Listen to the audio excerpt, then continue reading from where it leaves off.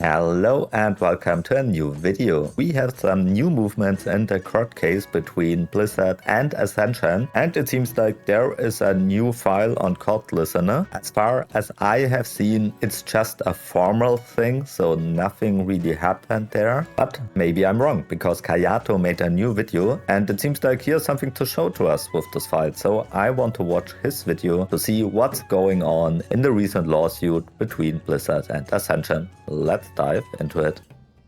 The newest filing in Blizzard's lawsuit against Ascension is 17 pages of court rules. That sounds terrible. Then you get to page 4, where the judge tells the lawyers that asking to appear by video can end with them swearing under penalty of perjury that they have finally read his instructions. And yes, he actually puts the word finally in parentheses. A few pages later, he is telling them how to use Microsoft Excel. I read all 17 pages, including every footnote and the 2 diagrams at the end.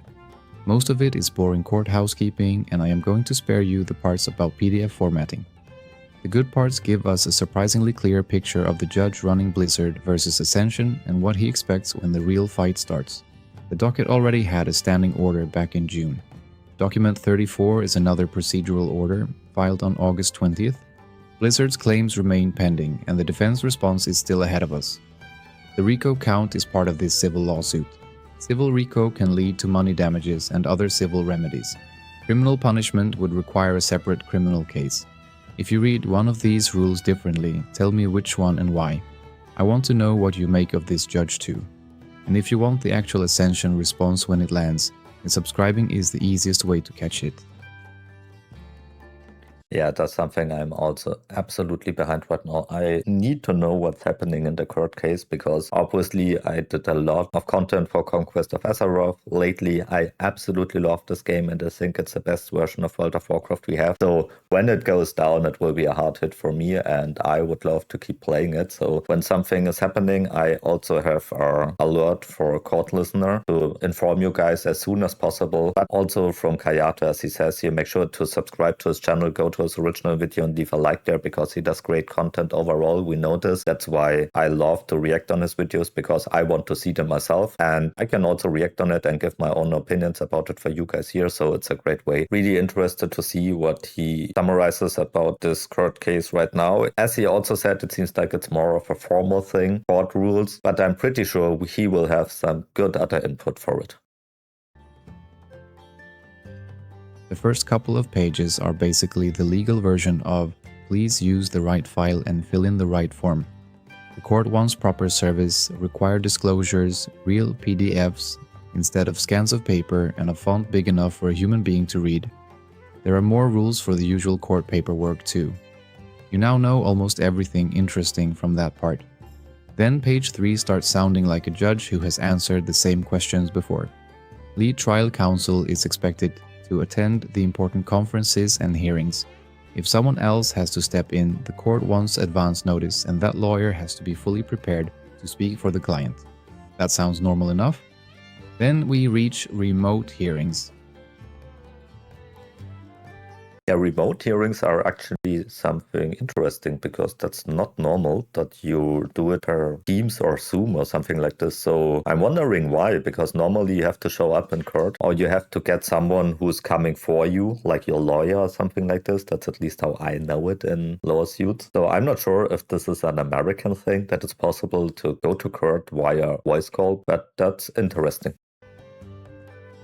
The order says this court does not conduct telephone or video hearings. Everyone appears in person in Santa Ana. The judge goes further and tells the lawyers not to ask for a remote appearance because the request will be summarily denied. Then comes my favorite part. Yeah, okay. All right. Then I was right here. The order says making that request will reveal that the lawyer did not read the standing order. The judge may then order the lawyer to file a notice under penalty of perjury, saying they have finally read it and will make their best effort to follow it. Again, finally is his word. Imagine being the lawyer who sends the Zoom request, gets that order back, and then has to file a federal document confirming that yes, you have now read the document that told you not to send the Zoom request. I think I would close the laptop and try again tomorrow. Lawyers admitted from outside California still have to appear in person. Normal motion hearings are on Fridays at 9 in the morning. If this case produces a big hearing later, the lawyers are expected to be standing in the actual courtroom for it. Yeah, sounds like a little bit of a clown show once again, right? The judge also puts tight limits on how the lawyers argue motions. The main brief supporting or opposing a motion gets up to 25 substantive pages. A reply gets 12. More pages are supposed to be rare. There are plenty of smaller formatting rules around that, but the useful bit is simple. When Blizzard or Ascension wants the judge to decide something important, there is limited room to make the argument. The order also tells the parties to inform the court quickly when a pending motion has been resolved or withdrawn. The judge clearly has little interest in preparing for a hearing that everyone else already knows is pointless. Pages 6 through 12 are the best part of the document. If this case eventually reaches summary judgment, a party can ask the judge to decide a claim or issue from the record, because it says there is no genuine dispute over the important facts that would require a trial. Under this order, each party gets one Rule 56 motion, whether it wants summary judgment on the whole case or only part of it. From there, the parties collect the evidence used for the motion into what the judge calls a joint exhibit. Depositions, declarations, expert reports, photographs, records, and other evidence can go in there with one continuous run of page numbers. Then they build something called the Joint Statement of Undisputed Facts and Genuine Disputes. This is a giant table where one side states a material fact and gives the exact evidence supporting it. The other side has to mark it disputed or undisputed. If it disputes the fact, it has to explain why. And the period matters. The order warns that extra commas, spaces, or punctuation can interfere with Excel sorting. We are following a lawsuit with copyright claims and civil right co, and one of the judge's written concerns is somebody breaking the spreadsheet with a comma. The court wants exact citations too, including the page and the exact line or paragraph when those exist. If a party says a fact is disputed but its evidence does not really contradict that fact, the judge can treat the fact as undisputed for that motion. The order even quotes an older case to explain the point. Judges are not like pigs, hunting for truffles buried in briefs. That may be the best sentence anywhere in this lawsuit. Page 9 then gives the lawyers a Yeah, I mean, all of this is just formal stuff, right? It's nothing bringing us further with information about the court case overall, the lawsuit. It's just the normal procedure, I would say, to keep everything intact and formal. fake car crash to practice with. One row says the traffic light was green. The other side says it was red and points to an expert report. Another row argues over the driver's speed. Then we get to whether the defendant is a good driver. The example has the driver's mother saying the defendant is a good driver. The response points out that she has not seen the defendant drive in 2 years and brings up a friend saying the defendant drove the wrong way on a one-way road. The reply comes back with an official driving record showing no moving violations. This entire imaginary family argument exists because the judge wants Blizzard and Ascension to understand how to fill in a table. The parties are supposed to start working on that table at least 2 weeks before the motion deadline. If it is sloppy, full of bad citations, or packed with pointless objections, the court can make them redo it. One footnote says repeated failures can also matter later if the court has discretion to award legal fees and costs. Then page 12 finally explains. Yeah, makes sense, right? If you waste the time of everyone with formal mistakes, then you have to pay more at the end for it. It just increases the costs. But it could, of course, also be a tactic from maybe Ascension side to simply drag it out by pulling in incorrect forms, so the process has to start again. So normally you should be interested to do it as quick as possible. Why Excel has been mentioned so many times. The parties should use Microsoft Excel for the joint statement. The moving party has to email the spreadsheet to Chambers and also file a PDF version.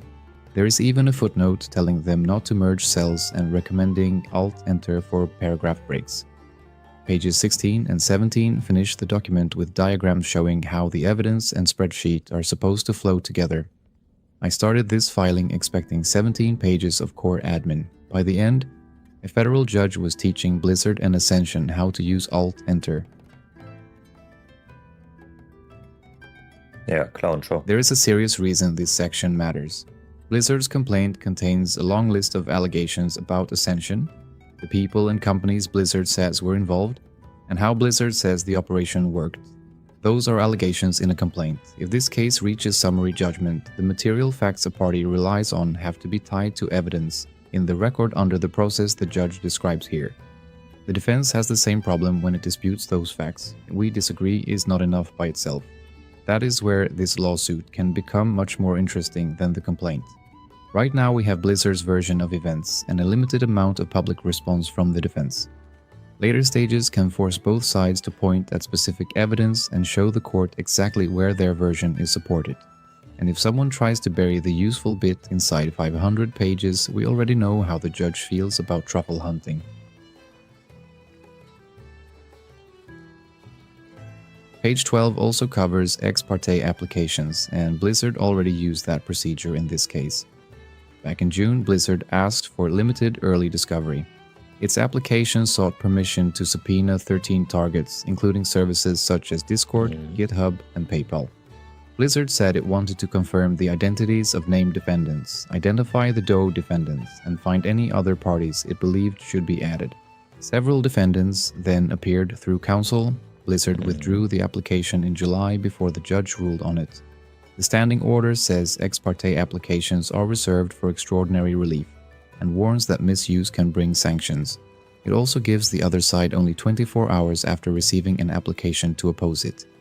The judge even says he takes a dim view of filing one on a Friday or right before a court holiday unless there is a true emergency. In other words, do not hand the other side a 24-hour deadline and then disappear for the weekend. There was never a ruling saying Blizzard's June request was improper. Blizzard withdrew it before the judge decided the issue. This order simply gives us the judge's general rules for the exact kind of procedure Blizzard had already tried to use. Yeah, I mean, that's something we already covered in our own video as well, right? In the end, they tried to get it through. No unnecessary delays, nothing which drags out the process in unnecessary forms. And also the formal things, we know that the Blizzard lawyer made a mistake at the beginning by filling the stuff wrong. I don't know why those people get so much money, but it seems like they need a lot of help to get private servers down. The judge is also pretty direct about delays. If the court sets a scheduling date, both sides agreeing to move it does not automatically change anything. The judge still has to approve it, and the order requires good cause. The order specifically says unfinished discovery is not enough on its own. Being unready for trial is not enough either. A lawyer with a crowded trial calendar has to give the court much more detail about the conflict and what they tried to do about it. That does not mean this case will move quickly. Federal litigation can still take a long time, especially with this many defendants and this much technical material. It does tell us that once Judge Holcomb puts dates on the calendar, we need more time, needs a real explanation. The date I care about now is September 8th. The public docket currently lists that as the answer due date for 4 defendants who waived service in July. A motion can change what happens next, and the court can move deadlines, but September 8th is the date sitting on the docket today. Yeah, this will be really interesting because then we will have real information on what will happen in the future with it. I'm also looking forward to the date a lot because, yeah, we want to know if Ascension can stay up. Probably not, let's be realistic, but I absolutely hope that there will be something they can do. We will find out. That filing should be much more important than document 34. An answer would force the defense to respond to Blizzard's allegations paragraph by paragraph and could raise affirmative defenses. A motion could attack parts of Blizzard's complaint before an answer is filed. Either way, that is when we should start learning how Ascension actually plans to fight this case. Document 34 gave us something smaller but useful.